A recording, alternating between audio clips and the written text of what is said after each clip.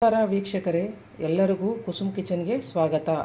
ಇವತ್ತು ನಾನು ನಿಮಗೆ ಗೋಲಿ ಬಜ್ಜಿ ಅಥವಾ ಮಂಗಳೂರು ಬಜ್ಜಿ ಮಾಡೋದು ಹೇಗಂತ ಹೇಳ್ಕೊಡ್ತೀನಿ. ಇದಕ್ಕೆ ಬೇಕಾಗುವ ಸಾಮಗ್ರಿಗಳು: ಒಂದು ಬಟ್ಲು ಮೈದಾ ಹಿಟ್ಟು, ಒಂದು ಸ್ವಲ್ಪ ಸಣ್ಣ ಸಣ್ಣ ಪುಡಿ ಮಾಡ್ಕೊಂಡಿರೋ ಮೆಣಸು, ಒಂದು ಸ್ವಲ್ಪ ಜೀರಿಗೆ, ಒಂದು ಅರ್ಧ ಬಟ್ಲು ಮೊಸರು. ಆದಷ್ಟು ಹುಳಿ ಮೊಸರು ತೊಗೊರಿ, ಅವು ಚೆನ್ನಾಗಿ ಬರುತ್ತೆ. ಸಣ್ಣದಾಗಿ ಹೆಚ್ಕೊಂಡಿರೋ ಹಸಿಮೆಣ್ಸಿನ್ಕಾಯಿ, ಸಣ್ಣದಾಗಿ ಹೆಚ್ಕೊಂಡಿರೋ ಕರಿಬೇವು, ಸಣ್ಣದಾಗಿ ಹೆಚ್ಕೊಂಡಿರೋ ಕೊತ್ತಂಬರಿ, ಸಣ್ಣದಾಗಿ ಹೆಚ್ಕೊಂಡಿರೋ ಶುಂಠಿ, ರುಚಿಗೆ ತಕ್ಕಷ್ಟು ಉಪ್ಪು, ಒಂದು ಸ್ವಲ್ಪ ಹಿಂಗು, ಸೋಡಾ ಪುಡಿ ಅಥವಾ ನಾನು ಇಲ್ಲಿ ಏನೂ ಹಾಕ್ತಾಯಿದ್ದೀನಿ, ಬೇಕಾ ಸೋಡಾ ಪುಡಿನೂ ಹಾಕ್ಬೋದು. ತೊಗೋಬೇಕು. ಈ ಬೌಲಲ್ಲಿ ಒಂದು ಬಟ್ಲು ಮೈದಾ ಹಿಟ್ಟು, ಒಂದು ಸ್ವಲ್ಪ ಉಪ್ಪು, ರುಚಿಗೆ ತಕ್ಕಷ್ಟು ಉಪ್ಪು ಹಾಕ್ಕೋಬೇಕು. ಉಪ್ಪು, ಸ್ವಲ್ಪ ಜೀರಿಗೆ, ಸ್ವಲ್ಪ ಸಣ್ಣದಾಗಿ ಪುಡಿ ಮಾಡ್ಕೊಂಡಿರೋ ಮೆಣಸು, ಸಣ್ಣದಾಗಿ ಹೆಚ್ಚಿರೋ ಹಸಿಮೆಣ್ಸಿನ್ಕಾಯಿ, ಸಣ್ಣದಾಗಿ ಹೆಚ್ಚಿರೋ ಕರಿಬೇವು, ಸಣ್ಣದಾಗಿ ಹೆಚ್ಚಿರೋ ಹಸಿ ಶುಂಠಿ, ಸಣ್ಣದಾಗಿ ಹೆಚ್ಚಿರೋ ಕೊತ್ತಂಬರಿ. ಇವನ್ನೆಲ್ಲ ಹಾಕ್ಕೊಂಡು ಸ್ವಲ್ಪ ನೀಟಾಗಿ ಮಿಕ್ಸ್ ಮಾಡ್ಕೊಂಬಿಡಿ. ನೋಡಿ, ಚೆನ್ನಾಗಿ ಮಿಕ್ಸ್ ಮಾಡ್ಕೊಂಡ್ಮೇಲೆ ಇದಕ್ಕೆ ಒಂದು ಬಟ್ಲು ಮೈದಾಗೆ ಅರ್ಧ ಬಟ್ಲು ನಾನು ಮೊಸರು ತೊಗೊಂಡಿದ್ದೆ. ಸ್ವಲ್ಪ ಹುಳಿ ಮೊಸರು ತೊಗೊಂಡು ನೀಟಾಗಿ ಮಿಕ್ಸ್ ಮಾಡ್ಕೊಂಬಿಡಿ.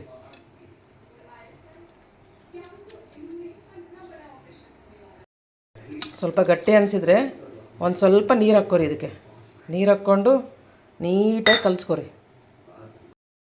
ನೋಡಿ, ಚೆನ್ನಾಗಿ ಕಲಿಸ್ಕೊಂಡ್ಮೇಲೆ ಈ ಅದಕ್ಕೆ ಬರಬೇಕು. ತುಂಬ ತೆಳುವಲ್ಲ, ತುಂಬ ಗಟ್ಟಿನೂ ಇಲ್ಲ. ಹಿಂಗಂದ್ರೆ ಮೇಲೆಯಿಂದ ನೀಟಾಗಿ ಬೀಳಂಗಿರಬೇಕು. ಚೆನ್ನಾಗಿ ಬೀಟ್ ಮಾಡ್ಕೊರಿ. ಒಂದು 5 ನಿಮಿಷದ ಕಾಲ ನೀಟಾಗಿ ಏರ್ ಬಬಲ್ಸ್ ಎಲ್ಲ ಎಂಟರ್ ಆಗಿ ಸ್ವಲ್ಪ ಹಗುರಾಗೋ ತನಕ ಒಂದು 5 ನಿಮಿಷ ಬೀಟ್ ಮಾಡ್ಕೊರಿ. ಬೀಟ್ ಮಾಡಿಕೊಂಡು ಒಂದು 15 ನಿಮಿಷದ ಕಾಲ ಇದನ್ನು ಮುಚ್ಚಿ ನೆನೆಯೋಕೆ ಇಟ್ಬಿಡಿ. ನೋಡಿ, 15 ನಿಮಿಷ ಆದಮೇಲೆ ಬ್ಯಾಟರ್ನ ಲಿಡ್ ಕ್ಲೋಸ್ ಓಪನ್ ಮಾಡಿ ಇದಕ್ಕೆ ಸ್ವಲ್ಪ ಸೋಡಾ ಪುಡಿ ಹಾಕಬೇಕು. ನಾನು ಸೋಡಾ ಪುಡಿ ಹಾಕಬೇಕು, ಇಲ್ಲ ನಾನು ಏನೋ ಹಾಕ್ತಾಯಿದ್ದೆ, ನೀವು ಬೇಕಾದ್ರೆ ಸೋಡಾ ಪುಡಿ ಹಾಕ್ಕೋಬೋದು.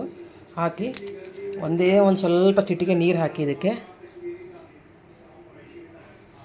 ನೀಟಾಗಿ ಮಿಕ್ಸ್ ಮಾಡ್ಕೊಂಬಿಡಿ.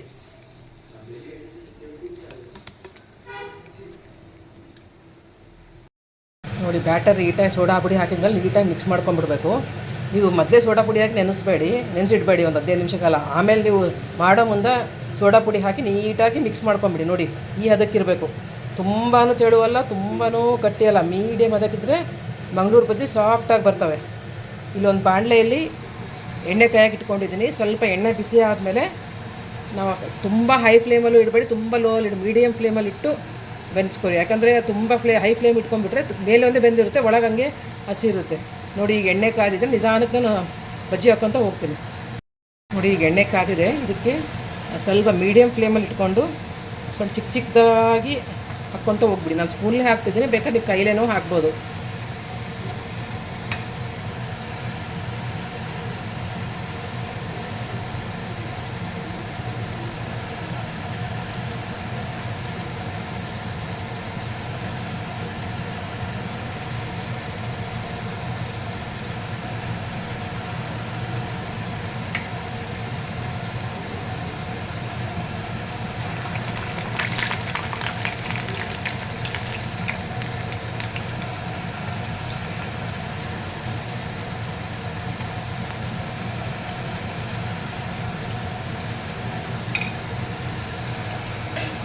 ನೋಡಿ, ಹಿಂಗೆ ಹಾಕ್ಕೊಂಡು ಒಂದು ಲೋ ಫ್ಲೇಮಲ್ಲಿ, ಸ್ವಲ್ಪ ಮೀಡಿಯಮ್ ಫ್ಲೇಮ್, ತುಂಬ ಹೈ ಫ್ಲೇಮ್ ಇಟ್ಕೋಬೇಡಿ, ಸ್ವಲ್ಪ ಮೀಡಿಯಮ್ ಫ್ಲೇಮಲ್ಲಿ ಚೆನ್ನಾಗಿ ಬೆಂಚ್ಕೊರಿ. ನೋಡಿ, ನಿಧಾನಕ್ಕೆ ಮೀಡಿಯಮ್ ಫ್ಲೇಮಲ್ಲಿ ಸ್ವಲ್ಪ ಕಂದು ಬಣ್ಣ ಬರೋ ತನಕ ಇದನ್ನು ನೀಟಾಗಿ ಬೆಂಚ್ಕೋಬೇಕು.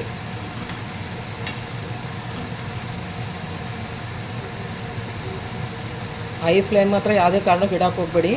ಒಳಗೆಲ್ಲ ಹಸಿ ಉಳಿದ್ಬಿಡುತ್ತೆ, ಮೇಲೆ ಒಂದೇ ಬಣ್ಣ ಬರ್ತದೆ. ಅದಕ್ಕೆ ಮೀಡಿಯಮ್ ಫ್ಲೇಮಲ್ಲೇ ಇದನ್ನು ಮಾಡ್ಕೊರಿ. ನೋಡಿ, ಈಗ ಕಂದು ಬಣ್ಣಕ್ಕೆ ಬಂದಿದೆ. ಬಿಸಿ ಬಿಸಿಯಾದ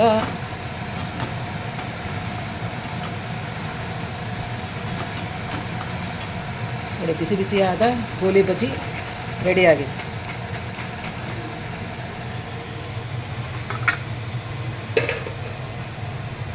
ನೋಡಿ ಬಿಸಿ ಬಿಸಿಯಾದ ಗೋಲಿ ಬಜ್ಜಿ ರೆಡಿಯಾಗಿದೆ. ನೋಡಿ ಸೌಂಡ್ ಎಷ್ಟು ಕ್ರಿಸ್ಪಿ ಆಗಿದ್ದಾವೆ. ಈ ಸೌಂಡಲ್ಲಿ ನಿಮಗೆ ಗೊತ್ತಾಗುತ್ತೆ. ನೋಡಿ ಎಷ್ಟು ನೀಟಾಗಿ ಬಂದಿದೆ, ಎಲ್ಲೂ ಇದಾಗಿಲ್ಲ.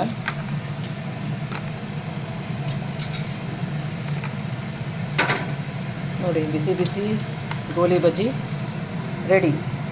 ಇದು ಓಪನ್ ಮಾಡಿದ್ದೀನಿ ನೋಡಿ, ಒಳಗೆ ನೋಡಿ ಎಷ್ಟು ನೀಟಾಗಿ ಏನೂ ಇಲ್ದಂಗೆ ಎಷ್ಟು ನೀಟಾಗಿ ಬಂದಿದೆ. ನೋಡಿ ಕ್ರಿಸ್ಪಿಯಾಗಿ ಹೊರಗೆ ಕ್ರಿಸ್ಪಿಯಾಗಿದೆ, ಒಳಗೆ ಸಾಫ್ಟಾಗಿದೆ. ಒಮ್ಮೆ ಈ ರೀತಿ ಗೋಲಿ ಬಜ್ಜಿ ಟ್ರೈ ಮಾಡಿ ನೋಡಿ, ತುಂಬ ರುಚಿಯಾಗುತ್ತೆ.